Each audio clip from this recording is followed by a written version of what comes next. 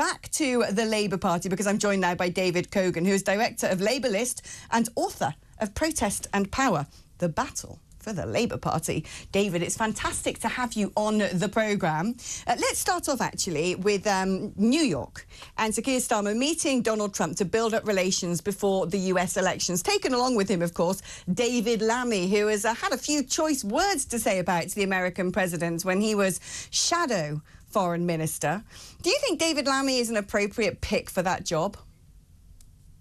Well, David Lammy was in some ways quite a surprising pick when he was originally put into the shadow job. But Starmer obviously trusts him, and certainly I think the expression he used about Trump was that he was a Nazi sociopath, or have I misremembered it? Yeah, he's a misogynistic neo-Nazi sociopath and a racist. I mean, he's pretty much used up all of the insult words he can get. Oh, I'm sure he could have found a few more if he tried. But, I mean, yeah, it's a pretty wide range. And the fact is, yeah, it must have been interesting reading Trump's comments, which I think were made before he had the dinner, was it, with Keir Starmer and David Lammy, where he said, Keir Starmer seems like a very nice man. He's won a big majority, but I always prefer Nigel Farage. I think that probably sums up the relationship. They have to meet. Trump stands a very good chance of becoming the next president of the United States. I mean, it's neck and neck. If you're the British Prime Minister and the British Foreign Secretary, you've got to deal with the Americans. But it would have been interesting to know what Lammy's exchange with Trump would have been over that meal, given one assumes Trump would have been pre-briefed about who he was actually meeting. Yeah, I mean, I want to go back to whether David Lammy is a good pick for the job, because words matter in politics, especially international diplomacy. And whatever one thinks of Donald Trump, I don't think we should be making an exception because, this happens to be an ally of ours, so maybe we'll get away with being insulting about him and using him to politically grandstand and make our own points back on the domestic stage. Because could you imagine David Lammy turning around before he meets, I don't know, the Crown Prince of Saudi Arabia and saying, well, he's a murderous autocrat, isn't he? And then having to go and negotiate something, with OPEC. Could you? I mean, actually, David Lammy's been over to the UAE and talked about how important a strategic partner they are. And as far as I'm aware, they're pumping millions of pounds into this brutal war taking place in Sudan right now. Yeah, I mean, listen, I think David Lammy, as I say, was an interesting choice. But I mean, I have to say that there have been plenty of foreign secretaries of this country who have been either appropriate or inappropriate as choices of foreign secretary. I mean, Boris Johnson was probably one of the most disastrous foreign secretaries this country's ever had. He was put in there by Theresa May because she wanted him out of the way of domestic politics. That didn't work very well for her, did it? David Lammy was a senior member of the shadow front bench. He had to be put somewhere in terms of the political balance of Starmer's shadow cabinet, as he's having to now backtrack by having to meet some of the people he criticised, including Donald Trump, which is what happens when you get into these jobs. And I think the proof of the pudding will be how Britain works on the international stage. We're 10 weeks into the new government. I've just been in Liverpool for the last 4 days. I think on the domestic side, Labour's got quite a lot of work to do. David Lammy, as Foreign Secretary, has a hell of a lot of work to do on the foreign side, but actually probably will be less visible doing it. So therefore, in that sense, he was a good pick. But less visible. I get the impression that David Lammy wants to be anything but less visible. This is the man who grandstanded about his ancestors and slavery at a UN meeting when he's supposed to be talking about Ukraine. I didn't really get the connection there. Listen, I don't entirely disagree with you. I thought it was an interesting approach to take. What was actually interesting about that speech, and I think what's been interesting about Starmer's speech, is the direct attack on the Russians. I mean, what was quite interesting was just how forthright both of them were in attacking the Russians. Now, would the Foreign Office have constructed a speech which was revolving around David Lammy's ancestors as slaves to attack Putin and imperialism? It's an interesting set of linkages. I'm not entirely convinced they would have done, but hey. He started off well, actually. When I first heard that speech, I was like, blimey, he's packing a punch, go Lammy. And then all of a sudden he turns it into the sort of woke waffle that Putin points at and goes, see, this is the problem with the West. Let's talk about Lord Alli now, because we can't speak to anybody related to Labour without his name coming up. It turns out that Streeting held a £20,000 fundraiser with Ian McKellen in the infamous penthouse owned by Lord Alli. Who is Lord Alli? Why is he Why is he bankrolling everything? What does he want? As it happens, I've actually known Wahid Ali for 30 years, and I have been indeed in that penthouse. So I think this story is quite interesting. I mean, it's interesting being in Liverpool as this story was obviously all over the place. I mean, I think so. First of all, Wahid Ali had made a lot of money when selling his company 20 odd years ago, and was been a Labour peer for a very long time. He was made a Labour peer by Tony Blair at a very young age. And the argument that has been put forward that he's not gaining from having done this, I actually think is a legitimate argument. I actually think I mean, West Streeting having a fundraiser in somebody's house is entirely normal. I've known countless Conservative politicians and Labour politicians, and indeed politicians of every party, who hold fundraisers in order to raise money for their political campaigns. And for West Streeting to do that with Ian McKellen, no matter what the venue, I don't think is actually at all illegitimate. I think it's perfectly reasonable. But the real question about this whole range of stories, I don't think is about Wahid Ali. I don't think Wahid Ali is gaining any benefit at all from having done this. The question you have to ask is, what about the politicians who themselves are accepting, these various different bits of largesse? And some of them are political donations. They're actually for constituencies running campaigns, and some of them for personal gifts. And I think the questions that have to be asked are twofold. And one is, what was the judgment being made by the politicians? And I don't mean West Streeting's fundraiser here. I mean about suits and about trips to New York and the rest of it. What was the judgment call that's being made by the politicians who were taking those? And secondly, how have they been handling the fallout of this, which has now gone on for a month, possibly? Because Labour has not been handling the response to this at all well.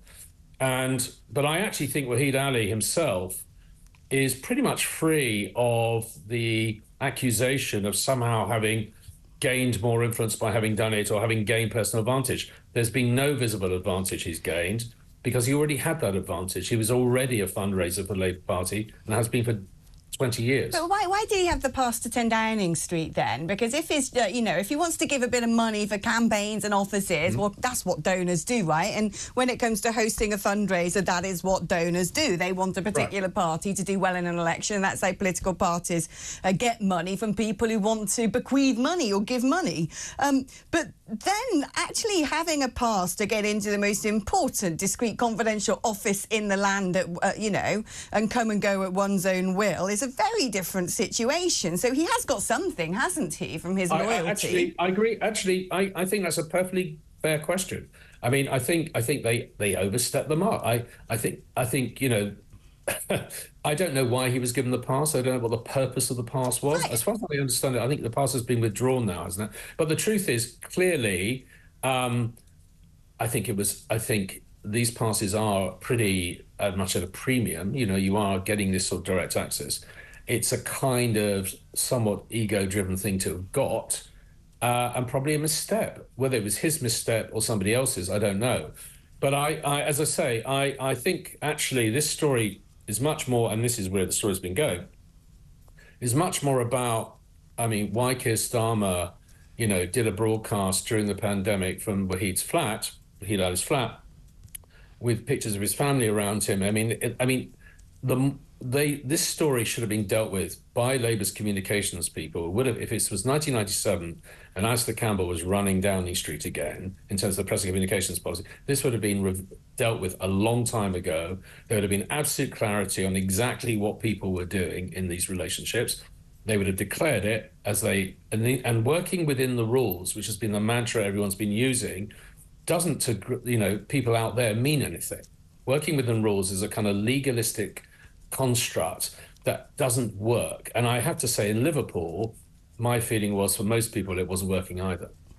Yeah, I keep hearing people say, well, Keir Starmer's been badly advised on this. And I think you're the blimmin' Prime Minister. You should have enough common sense to know that while in opposition, if you're pointing at the people the other side of Parliament and saying these people have their noses in the trough, it might be a good idea not to be taking a load of freebies. And I think if you can't figure that out, you shouldn't be in the highest office in the land. Well, obviously, just to be clear, he wasn't obviously doing this while he was Prime Minister, as you said, while he was leader of the opposition, number one. And number two, you're right. One of the lessons, I think, from previous administrations, both Labour and Conservative, is if you try and take a particular moral tone in politics, then you've got to be absolutely bang on that you can't be exposed and open to accusation yourself. And the truth is, Keir Starmer did declare a thing. It was within the rules as they're constructed. But of course, we're talking here about politics. We're not talking about a legalistic construct. Right. We're talking about the moral rules which the Labour Party themselves seem to have set when they were in opposition, then decided they didn't want to live up to them. Certainly, the public stance, I think, is as you say. I think taking a public stance. Now, whether, and we can get into a whole debate about matters of degree. Is this the equivalent of Partygate? I would probably argue it's not. You might argue it is, but you're right. The overall tonal problem with all of this is most people don't make those distinctions. What they look at is the headlines and the story. And at that point, if you're politicians, you've got to deal with it. And they didn't deal with it. They still haven't dealt with it. They haven't indeed. And whoever's running that comms department is not doing a brilliant job because they keep putting out really weird, cringeworthy TikToks as well. And I want to talk to you about the forthcoming budget because this is the most elusive thing since someone lost a sort of micro piece of soap in the shower in 1932. Because no one seems to know what's going to be in this budget, let alone the Labour Party themselves, who seems to have pushed it as far back as humanly possible, as far back as they can get away with, while they figure out what they're going to do. It seems to me they had a manifesto before the election, which may as well just be torn up and put as a sort of a completely random historical document now, because they've done a load of stuff they never said they were going to do. They seem to have no control over the money they're spending and are suddenly scared up a £22 billion black hole. And they've got to figure out now how they're going to plug all those gaps. And a lot of the country are very worried. Before the election, the Labour Party was saying, we're going to be the party of growth. Well, guess what? If you're going to be the party of growth, you want people to have confidence in your economy. You want people to be attracted to come and invest, not sit there thinking, my goodness, is my money safe in the UK, or is half of it going to go to the Treasury? Or if you're Elon Musk, call us, pedo-freeing country because you've not been invited to a summit. They seem to be really messing this up. What do you think might be in store at the end of October?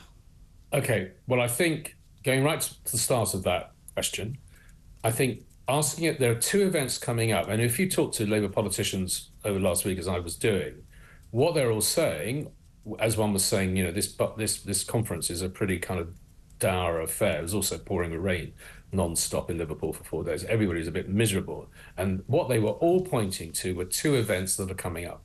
And one is this big investment conference that is happening in a couple of weeks' time, led by Rachel Reeves, of trying to bring investment into the UK. And obviously Keir Starmer met a series of people in New York yesterday. But why is Elon Musk not there? Because he's been to Germany and he's been to France. Clearly, because Elon Musk allowed X, which he owns, and himself to attack the British government during the riots, and is regarded as somebody who was actually putting out information that was actually exceptionally unhelpful during the riots. OK, but then on that, David Lammy used X to call the potentially future president of the United States a neo-Nazi sociopath. Yet again, it seemed to be double standards. That was 3 or 4 years ago, though. I mean, it's not... I mean, he did... But that was when, as far as I know, Twitter wasn't owned by Elon Musk, I suspect. But let's not, I want to try and get to your question about the budget, because there's this first event about the investment conference, which is then going to be followed a couple of weeks later by the budget. I think this budget, and I think this is kind of your point, is incredibly important for the Labour Party, incredibly important for the tone of this government, actually incredibly important for the country.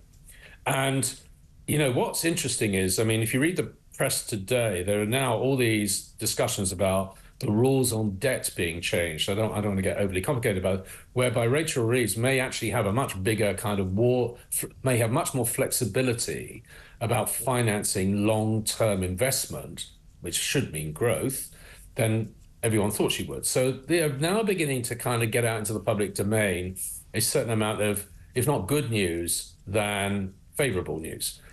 What they're also saying, though, is that's not going to affect annual spending. So whereas on the one hand, they're saying they may have lots more flexibility to invest in long-term building projects that will lead to growth, be those roads or whatever, at the same time, they're saying they're still going to crunch down on those bits of the taxation system that they didn't preclude from doing. So income tax won't change, and VAT won't change, and national insurance won't.